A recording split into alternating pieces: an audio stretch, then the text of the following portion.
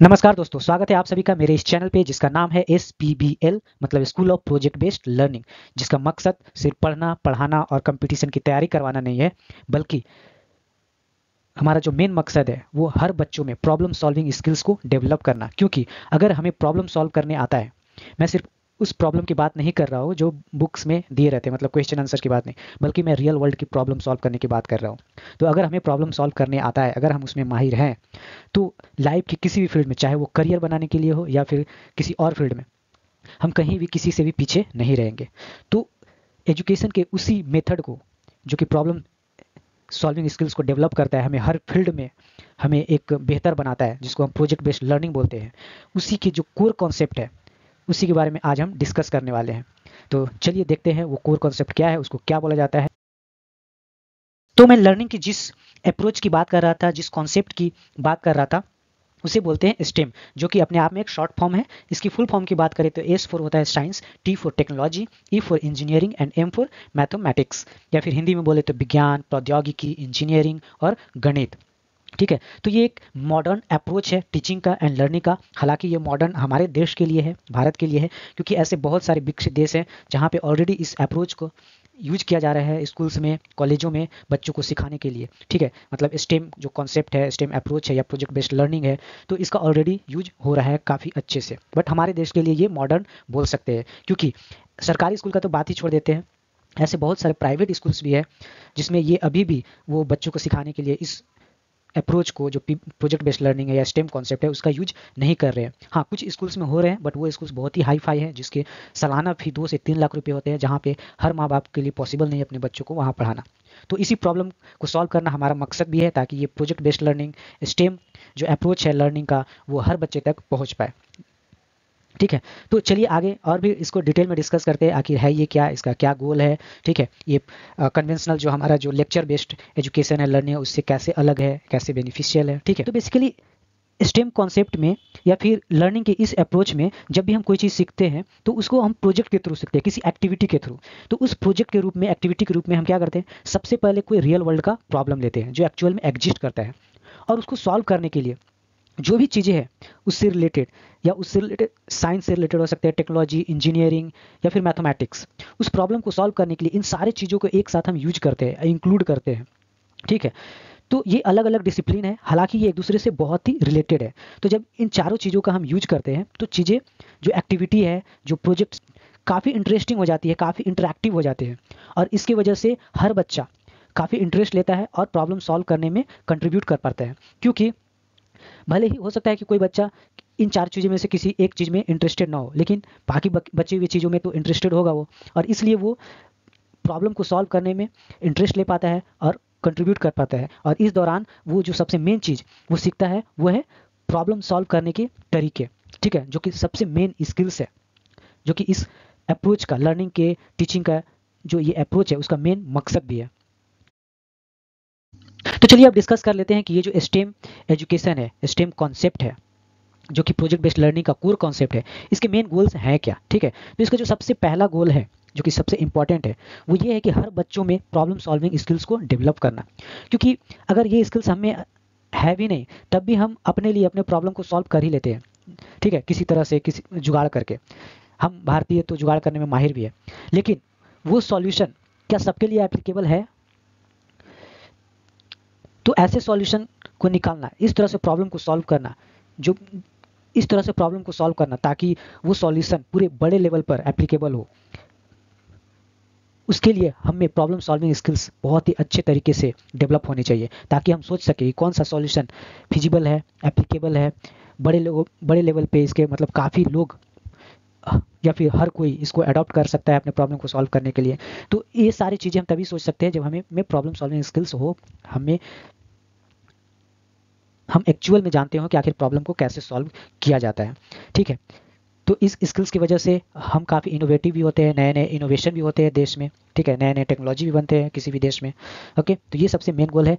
Second जो गोल ये है कि जब भी हम कोई चीज़ पढ़ते हैं तो किसी टॉपिक के बारे में जानना एक बात होती है। ठीक है, लेकिन जब हम अपने एजुकेशन के बाद एक्चुअल में जॉब करने जाते हैं या फिर अपना ही कोई बिजनेस करते हैं, तो किसी सब्जेक्ट के नॉलेज के अलावा भी बहुत सारे स्किल्स की ज़रूरत पड़ती है। ठीक है, जिसको 21st सेंचुरी स्किल्स भी बोलते हैं, जैसे कि कम्युनिकेशन स्किल्स हो गया, रिसर्च एंड डेवलपमेंट हो गया, प्रॉब्लम सॉल्विंग उनमें से एक है। ठीक है, तो इन सारे स्किल्स को डेवलप करना, इस पे मैंने एक वीडियो भी बना रखी है, मैं लिंक्स डिस्क्रिप्शन में डाल दूंगा, आप वो देख सकते हैं, जिसको टॉप 10 21st सेंचुरी स्किल्स के नाम से वो वीडियो है। ठीक है, काफ़ी इंटरेस्टिंग है, आप उसे देखना जरूर। उसके बाद जो नेक्स्ट चीज़ होता है कि अभी हमारे एजुकेशन सिस्टम में, जिसमें हम ज़्यादातर लेक्चर पे फोकस करते हैं, जिससे हमें सिर्फ थ्योरी और उस सब्जेक्ट की नॉलेज होती है, तो उस थ्योरी का, उस प्रिंसिपल का, वो जो सब्जेक्ट का नॉलेज है उसको कैसे यूज किया जाए, उसका कहाँ प्रैक्टिकली एप्लीकेशन है कि नहीं है, हम कैसे प्रॉब्लम को सॉल्व करने में चीज़ को यूज करें, इसमें काफ़ी गैप होता है। तभी तो आप देखते हैं आज की कॉलेज ख़त्म करने के बाद भी जब वो जॉब में जाते हैं तो इस तरह के हमें सुनने को मिलता है, मतलब इंडस्ट्रियलिस्ट है, कि हमारे बहुत सारे जो ग्रेजुएटेड पीपल है उनमें तो स्किल्स है ही नहीं जॉब करने के लिए, जो बेसिक स्किल्स होते हैं, या फिर जो पढ़े हैं उनको पता ही नहीं कि उनको कैसे यूज करना है, उसका कहाँ पे यूज है। ठीक है, तो इस तरह की जो हमें शिकायतें मिलती है सुनने को, तो एक तरह से दिखाता है कि हमारे जो नॉलेज है, एकेडमिक नॉलेज है, और जो प्रैक्टिकल उसका यूज है, जो एप्लीकेशन है, जो एक्चुअल प्रॉब्लम सॉल्व करने के लिए ज़रूरत होती है, वहाँ एक गैप है। तो उस गैप को फिल करना इसका एक सबसे मेन गोल्स में से है। ठीक है, तो अगर एक झलक देखिए कि अभी के जो हमारा कन्वेंशनल एजुकेशन मेथड है, जो कि लेक्चर बेस्ड है, और ये जो स्टेम कॉन्सेप्ट है लर्निंग का, उसमें एक्चुअल में क्या डिफरेंस है। ठीक है, तो अलग अलग एस्पेक्ट्स की बात करें, जैसे हम फोकस की बात करें तो हमारा कन्वेंशनल एजुकेशन सिस्टम किस पे फोकस करता है, थ्योरी बेस्ड लर्निंग पे फोकस करते हैं। ठीक है, मतलब ज़्यादा से ज़्यादा थ्योरी पढ़ते हैं। आप खुद महसूस कर सकते हैं, आप जब स्कूल में पढ़ाई कर रहे होंगे या कॉलेज में, या भी आपके बच्चे जब पढ़ रहे होंगे, तो ज़्यादा से ज़्यादा क्या करते हैं, क्लास में बैठे रहते हैं और एक के बाद एक चैप्टर हम पढ़े जाते हैं। ठीक है, साल भर में कितने प्रैक्टिकल्स होते हैं या कितने प्रोजेक्ट्स एक्टिविटी करते हैं जब हम क्लास से निकल के बाहर जाते हैं और एक्चुअल प्रॉब्लम का सामना करते हैं, होता है ऐसा? नहीं होता है। लेकिन स्टेम एजुकेशन का तरीका ही है पढ़ना, जो पढ़ाई का तरीका है, जो फोकस है, वो है प्रैक्टिकल लर्निंग पे, प्रोजेक्ट्स पे। हम कुछ भी सीखना है तो लेक्चर है, लेक्चर 20% ठीक है, बट 80% चीज़ें हम करके सीखते हैं, प्रोजेक्ट्स करके, प्रैक्टिकल करके। ठीक है, ठीक, तो इसका अप्रोच, जो कन्वेंशनल एजुकेशन का जो अप्रोच होता है वो स्पेसिफिक होता है, सब्जेक्ट स्पेसिफिक, मतलब हम सिर्फ सब्जेक्ट को पढ़ते हैं, उसके आसपास, जैसे बोलो ना कि साइंस पढ़ते हैं तो सिर्फ साइंस का, उसमें क्या इंजीनियरिंग लगा सकते हैं, क्या टेक्नोलॉजी यूज कर सकते हैं, मैथमेटिक्स की कौन सी प्रिंसिपल थ्योरी लग सकता है, ये सारी चीज़ों से हमें मतलब नहीं होता ज़्यादा। ठीक है, लेकिन स्टेम कॉन्सेप्ट में हम इन सारी चीज़ों को मिला के पढ़ते हैं, तो इसका जो अप्रोच है इंटरडिसिप्लिनरी है। ठीक है ना, अब स्किल डेवलपमेंट की बात करें तो क्या स्किल्स डेवलप होता है, अभी हमारे जो तरीके हैं पढ़ने के वो आप अच्छी तरह समझ सकते हैं। ज़्यादा से ज़्यादा चीज़ें तो हम याद करके ही सीखते हैं। ठीक है, और जो पढ़ते हैं वो भूल ही जाते हैं। लेकिन स्टेम एजुकेशन में, प्रोजेक्ट बेस्ड लर्निंग में, जो मेन जो स्किल्स जो डेवलप होते हैं वो प्रॉब्लम सॉल्विंग, ठीक है ना, जो कि सबसे इंपॉर्टेंट चीज़ है, जो कि हमारा मेन मकसद होता है किसी भी एजुकेशन का। ठीक है, और दूसरा क्रिटिकल थिंकिंग, इसी तरह के और भी ऐसे स्किल्स हैं जो कि बहुत ही रिक्वायर्ड होते हैं जब भी हम प्रैक्टिकल लाइफ में किसी भी चीज़ को फेस करते हैं, किसी भी प्रॉब्लम को सॉल्व करने की कोशिश करते हैं, लोगों से इंटरेक्ट करते हैं, तो हमें इस तरह की स्किल्स की जरूरत है। वो सारे स्किल्स हमें इस कॉन्सेप्ट से, लर्निंग के इस कॉन्सेप्ट से सीखने को मिल जाती है। अब बात करें इंगेजमेंट की, मतलब कि हम कितना इंगेज होते हैं चीज़ों से, तो अपने कन्वेंशनल एजुकेशन जो मेथड है इसमें कहाँ पे एंगेज होते हैं, एक तरह से वो पैसिव है, मतलब क्लास में बैठ के हम चीज़ें बस सोचते रहते हैं, पढ़ते हैं, इमेजिन करते हैं, तो जितना इमेजिन कर पाए, बट डायरेक्ट इंट्रैक्शन चीज़ों से नहीं होता। लेकिन स्टेम एजुकेशन का, प्रोजेक्ट बेस्ड लर्निंग का एक तरीका ही है उसको एक्सपेरिमेंट के थ्रू, प्रोजेक्ट के थ्रू, प्रैक्टिकल चीज़ों के थ्रू सीखना। तो हमारा उसमें जो इंगेजमेंट होता है वो डायरेक्ट होता है, हम उसमें एक्टिव होते हैं, हर चीज़ लाइव होता है। ठीक है, तो अब काफ़ी क्लियरली हम देख सकते हैं कि हमारे कन्वेंशनल जो एजुकेशन मेथड है उसके कंपैरिजन में जो स्टेम एजुकेशन मेथड है वो कितना अच्छा है और कितना नेचुरल है। ठीक है, तो बात आती है कि अब अगर स्टेम कॉन्सेप्ट या स्टेम मेथड लर्निंग का, टीचिंग का, या फिर प्रोजेक्ट बेस्ड लर्निंग है, इतना इंटरेस्टिंग है ही, तो हम इसको कैसे इम्प्लीमेंट कर रहे हैं अपने स्कूल्स में, अपने विद्यालयों में, अपने बच्चों तक इसको कैसे पहुंचाए, या फिर इसमें चैलेंज क्या है, वो डिस्कस करना बहुत ही ज़रूरी है। तो अगर हम अपने विद्यालयों में इसे इम्प्लीमेंट करना चाहते हैं तो उसका जो सबसे मेन जो स्टेप होना चाहिए वो होना चाहिए कि हम कोई भी चीज़ के बारे में अगर पढ़ रहे, कोई भी चीज़ पढ़ रहे हैं, तो उससे रिलेटेड सबसे पहले रियल वर्ल्ड से प्रॉब्लम लेना और उस पर डिस्कशन करना, और उसको सॉल्व करने के लिए ही हमें अगर कुछ जानने की ज़रूरत पड़े तो हम बुक उठाएंगे। ठीक है, तो ये एक तरीका है। उसके साथ साथ हमारा जो अप्रोच होना चाहिए वो कोलैबोरेटिव होनी चाहिए एक्टिविटीज़, क्योंकि जैसे कि इसके लिए हमें करना ये होगा कि हमें जो प्रॉब्लम जो हमने लिया उसको सॉल्व करने के लिए हमें एक उसको प्रोजेक्ट का रूप देना होगा, तो उसको एक्टिविटीज के रूप देना होगा, ताकि बच्चे मिलजुल कर उस प्रॉब्लम को सॉल्व करें, और उस सॉल्व करने के दौरान वो एक दूसरे से इंटरेक्ट करें, और न सिर्फ एक दूसरे से क्लास में, बल्कि उस प्रॉब्लम को सॉल्व करने के लिए जिस किसी से भी, जिस किसी से भी बात करने की ज़रूरत पड़े, चाहे अपने स्कूल में हो या उस शहर में हो या कहीं भी हो, तो वो उस चीज़ को करे। ठीक है। तो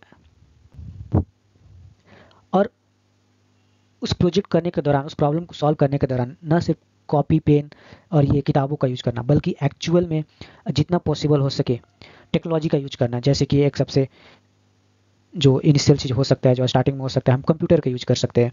मतलब जब हम कोई प्रॉब्लम सॉल्व करते हैं, उसकी स्टडी करते हैं और रिपोर्ट बनाते हैं, तो उसके लिए वो रिपोर्ट हम कंप्यूटर पे बनाए, पावर पॉइंट प्रेजेंटेशन जो बनाए वो कंप्यूटर पे बनाए। या कोई चीज़ हम सॉल्व कर रहे हैं तो ऐसे जोड़ घटाव जो कॉपी पे करने से बेहतर है हम कंप्यूटर पे उस चीज़ को प्रोग्रामिंग के थ्रू उसको सॉल्व करें। उसका उस किसी पर्टिकुलर मैथमेटिक्स इक्वेशन को सॉल्व करने के लिए हम उसका प्रोग्रामिंग करें, कोडिंग करें। तो इस तरह से टेक्नोलॉजी का जब यूज होगा तो हमारा सर्वांगीण विकास होगा, हमारा हर तरह से माइंड डेवलप होगा। तो इस तरह से हम चीज़ों को इम्प्लीमेंट कर सकते हैं। इसके लिए जो सबसे ज़रूरत की चीज़ है कि अभी का जो हमारा सिलेबस है या फिर अभी के हमारे जो टीचर्स है, इसके लिए बहुत सारे टीचर्स तैयार नहीं है और इतने सिलेबस रहते हैं कि उसको कंप्लीट करने के चक्कर में हम इस तरह के प्रोजेक्ट एक्टिविटीज़ है वो कराना थोड़ा मुश्किल फील होता है, क्योंकि इसमें टाइम लगता है। अगर सही से हम प्रोजेक्ट नहीं कर पाए तो पूरा टाइम बर्बाद भी हो जाता है और सिलेबस भी कंप्लीट नहीं होते। तो हमें सिलेबस को पूरे रीस्ट्रक्चर करना जरूरी है, उसको अच्छे से फिर से तैयार करना जरूरी है। हमारे जो भी टीचर्स है उनको ट्रेनिंग देना जरूरी है कि आखिर एक किसी भी लर्निंग को प्रोजेक्ट के रूप में कैसे कन्वर्ट किया जाए और उस प्रोजेक्ट को इफेक्टिव तौर पे कैसे उसको पूरा करना है, ताकि बच्चे ज़्यादा से ज़्यादा इसका फ़ायदा उठा सके।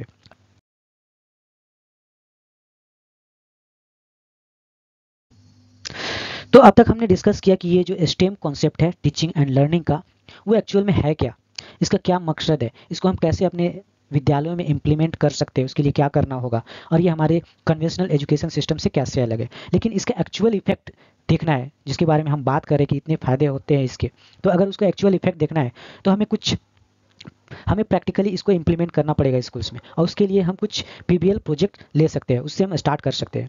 तो पीबीएल प्रोजेक्ट्स होते क्या है, इसको कैसे किया जाता है, किस तरह के प्रोजेक्ट्स पीबीएल प्रोजेक्ट्स कराएंगे, किस तरह के प्रोजेक्ट्स को हम पीबीएल प्रोजेक्ट नहीं बोलेंगे। ठीक है। तो ये सारी चीज़ें अगर जाननी है तो मैंने कुछ वीडियोज़ बना रखे हैं पीबीएल प्रोजेक्ट्स आइडियाज़ पे। ठीक है। उन वीडियोज़ का लिंक मैं डाल दूंगा, आप जाकर देखें इससे।